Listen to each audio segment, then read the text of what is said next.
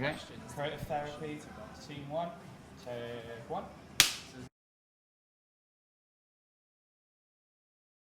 When I started working with Fritz, and because of the fact he's schizophrenic, that wasn't the reason we got together. We got together because we were working on a film together.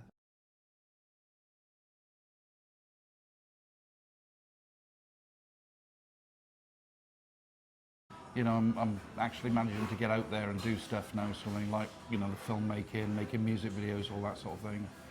And even with some of the horror stuff and everything I do, it's this stuff that gets it out of my head, like, yeah. So, when it's out of the head, the demon's exorcised, move on to the next project, like, you know. By coincidence, he mentioned the fact that he was a filmmaker. And then, when we did the film in relation to his condition and the use of creative therapy, it almost came about out by accident. And we were talking, and I said, well, we've actually got an ideal person in front of us who's actually part of this partnership, who we can actually film as being someone who's used creative therapy to sort of attend to his sort of issues. You know, I'm off meds, been off meds a good while now, so it's, you know, success in that way, like. I was a police officer for 30 years, and with about 24 years servicing, for no apparent reason, I started feeling as though I wasn't feeling well.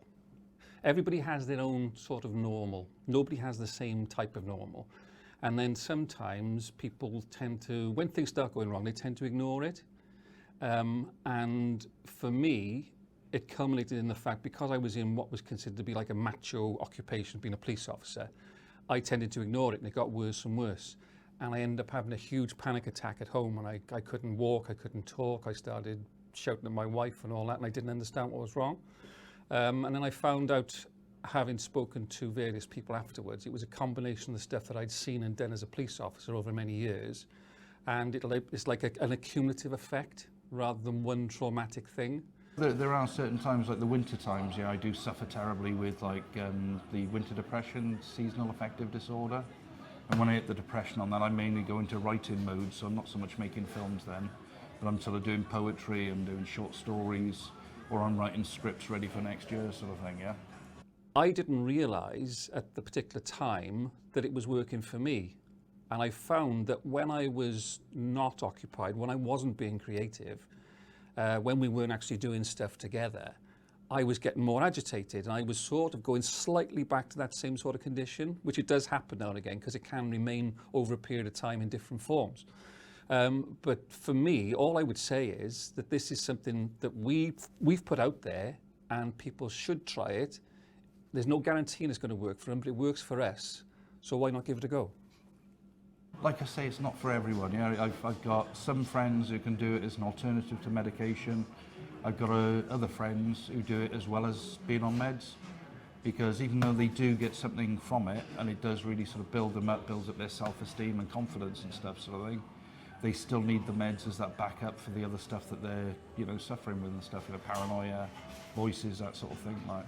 Well, I think the way it works is the fact is that you will know after a certain amount of time whether keeping your brain or your mind occupied is one of the key factors in relation to you being, and I use this word normal very, very loosely, because like I said earlier on, everyone's normal is different, but you feel okay.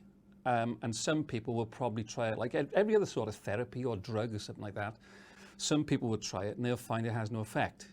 But it's something I think that you have to get into for a certain period of time. And once you've done that, you'll probably become hooked on doing whatever you're doing. Hence the reason that we make films and we tell stories, and we do a combination of stuff, either light-hearted stuff or stuff which is what we call issue stuff. Yeah, I do a lot of music production because I write songs as well, sort of thing. And it's good, it's all part and parcel of it, sort of write the song, record the song, do the video. You know, it's become like a series of things for that too. And with the writing as well, because I do the poetry, stories. I'm working on a new novel at the moment as well, in between all the other stuff. This is all about knowledge, and on the other hand, it's all about ignorance. People have perceptions. We made a film called This Is Who I Am, which was Fritz basically talking about being a schizophrenic. Nobody can criticize us for jumping on any bandwagons, because that's his condition, that's his life that he's talking about. And the reason we did that was to get rid of those preconceptions, that stigma about mental health. One of the things we do with Fritz-Streets Films is to sort of get the message out, so to speak, everyone can tell their own stories, because we tend to generally do exclusively with iPads and iPhones for recording and stuff like, just to show that, you know, making films is accessible to everyone.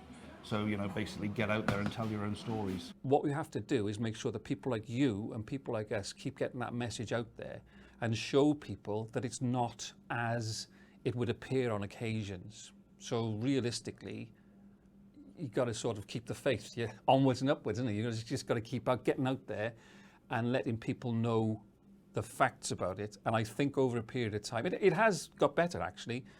Over a period of time, it will improve.